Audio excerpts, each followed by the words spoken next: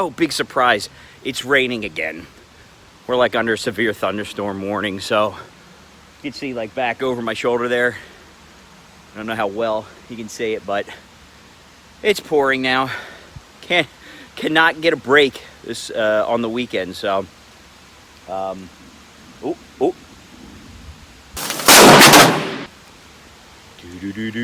Greenage.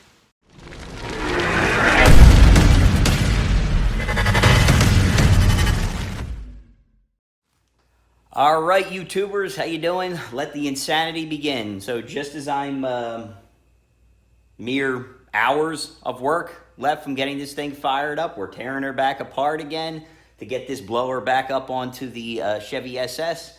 I just have this laying here to take up a little bit of space. I'm trying to clean up behind you for once, actually.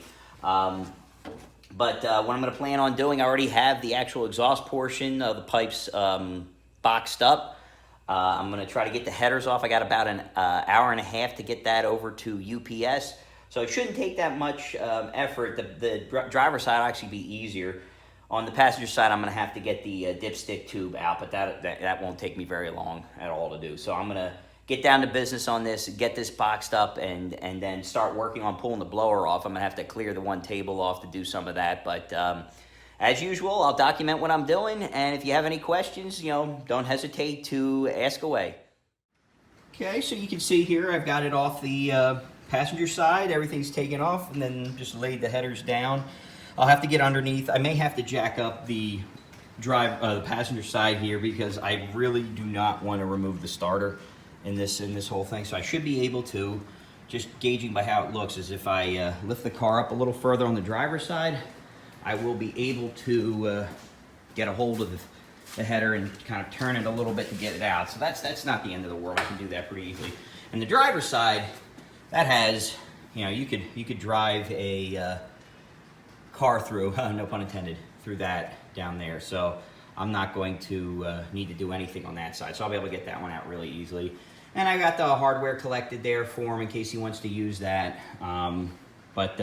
Yeah, it's pretty straightforward. I think it took me a total of 3 minutes to loosen everything up and drop it down in place. So we will kind of get the rest of this stuff together. I'm going to get under there. It's pouring out. Huge surprise. It's the weekend in New Jersey, and I guess we must be in Florida because of how much rain we're getting.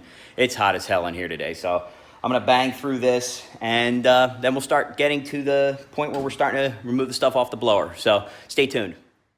Alrighty, so here it is. Okay, headers are out of the car. Wasn't too bad, just had to actually add an extra board underneath the jack to lift it up on the frame rail, and then I was able to easily lift everything out. But there we go, didn't even have to take the starter out. Thank you, Jesus. So both sides are out. I'm gonna bag up the bolts for them, get them in the box, and then we'll start moving on to disassembling the blower.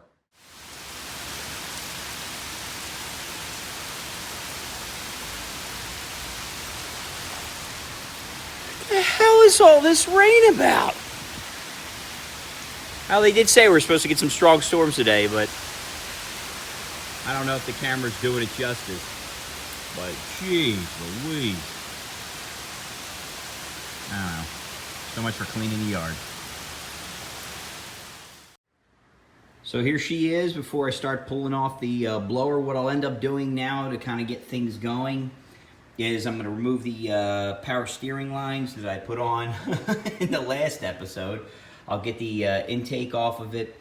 I'm going to start removing the throttle body and the blower lid and kind of just start moving things out of the way to make it easy enough for me to pull it off. So I'll pull the accessory drive off, and I'm going to end up cleaning the table off over there to kind of stage everything again, because eventually I'll end up bringing the SS in here.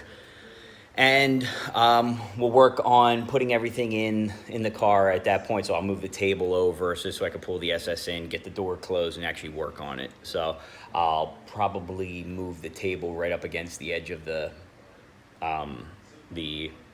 workbench over there. So I'll be able to go back and forth putting parts on the car, because I'll pull the front bumper off, and that'll allow me to get everything on the car pretty easily, and then I'll just kind of stage the front bumper somewhere. So stay tuned while we start ripping stuff off of this car.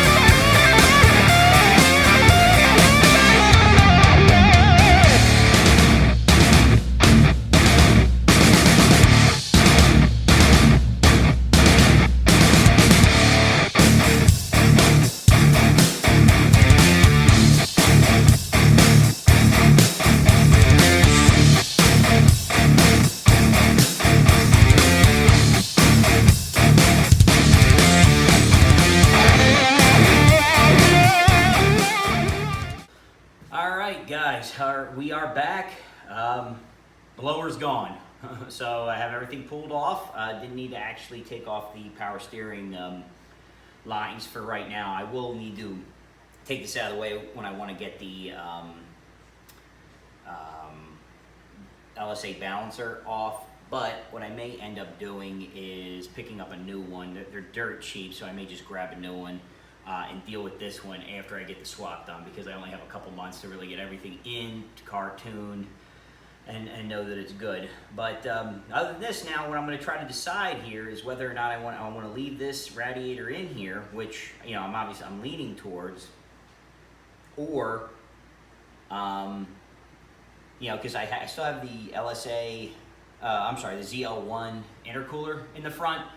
And what I've been thinking was doing something like that. Edelbrock, they have like a Edelbrock manifold. I believe it's an Edelbrock manifold, and I think Holly now has one just like it, where it is a high ram intake, but just before, like as it comes in the intake, and just before it goes through and into the ports, it has a big fat heat exchanger on it that you can add in there. And damn it if I can't remember who the folks are that do that, but I'm going to try to remember that for you guys, and hopefully post it. But he's very popular in the pro touring community. He has a pretty awesome, it might be a Nova or something, or Biscayne or something like that, but it's an awesome car. In any event, doesn't matter for this point, but what I'm thinking I may do is leave the ZL1 heat exchanger in there, because I got the ice tank in the back. And go with something a little different for the SS. But we're done for today.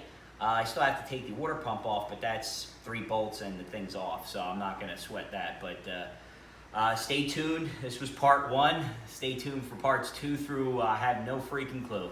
So thanks a lot, guys. Like, comment, and subscribe, and we'll catch you in the next episode. Take care.